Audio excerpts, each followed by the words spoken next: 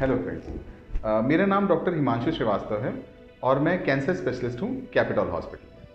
तो आज मैं आपको बताऊंगा कि हम कैंसर का इलाज कैसे करते हैं। जब भी कोई पेशेंट कैंसर का डायग्नोज होता है तो उसकी हम स्टेजिंग करते हैं कि वो किस स्टेज पे कैंसर है अभी, पहली स्टेज, दूसरी स्टेज, तीसरी स्टेज या चौथी स्टेज। और इस स्टेज पे डिपेंड करता है कि कैंसर का क्या इलाज उसका होगा। समझने वाली बात यह है कि सर्जरी और रेडिएशन लोकल ट्रीटमेंट है।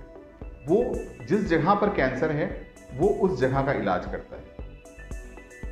जो कीमोथेरेपी है वो पूरे शरीर में जाती है खून के साथ, और वो पूरे शरीर में जहां पर भी कैंसर के कीटाणु हैं वो उनको ख़त्म करती है। तो अगर कोई पेशेंट आता है, हर कैंसर का और हर स्टेज का बिल्कुल डिफरेंट इलाज है, तो वो सारा कुछ कवर करना तो बहुत मुश्किल है इस छोटे से वीडियो में।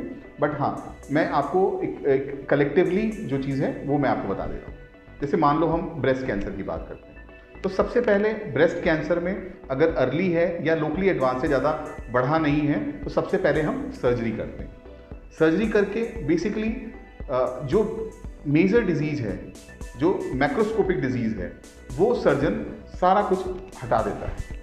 मतलब उस जगह का सारा मर्ज हट गया। पर सर्जन वही मर्ज हटा सकता है जो उसको आंखों से दिख रहा हो। ऑब्वियसली जो माइक्रोस्कोपिक डिजीज़ है, जो आंखों से नहीं दिख रहा है, वो छूट जाता है। और इसी कारण से आज से 20, 30, 40 साल पहले जो सबसे बड़ी प्रॉब्लम थी वो ये थी कि जी कैंसर का ट्रीटमेंट कराया और 2 महीने 3 महीने बाद कैंसर वापस आ गया। तो कैंसर से मेन प्रॉब्लम ये थी कि जी कैंसर बार बार वापस आ जाता है।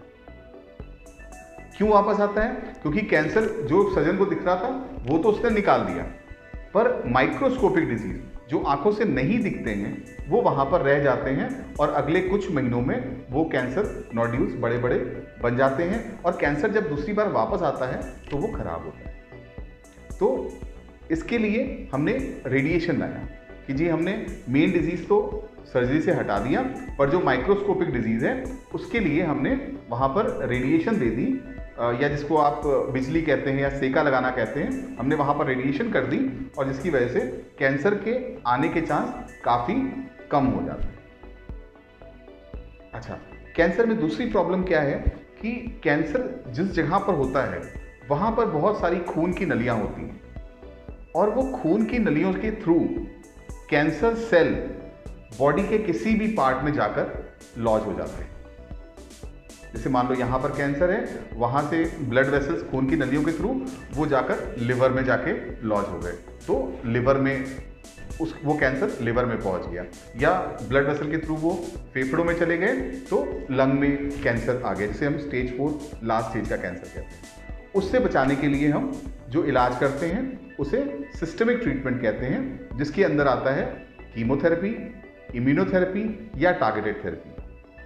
इसमें पेशेंट के ब्लड वेसल्स पे या उसकी खून की नली में हम एक दवा डालते हैं, जैसे हम ताकत की बोतल देते हैं, जैसे हम DNS या RN लगाते हैं, उसी तरह से हम उसको खून की नली में डाल देते हैं वो दवा, और वो खून की नली के थ्रू जहाँ जहाँ भी ब्लड सर्कुलेट करता है वहाँ पर वो दवा चली जाती है, जिससे कि अगर कहीं सिस्टमेटिकली या कहीं भी पूरी बॉडी में कहीं भी कोई कैंसर के कीटाणु अगर पहुँच गए हैं या छुपे हुए हैं, बैठे हुए हैं, तो उनको वो ख़त्म करता है।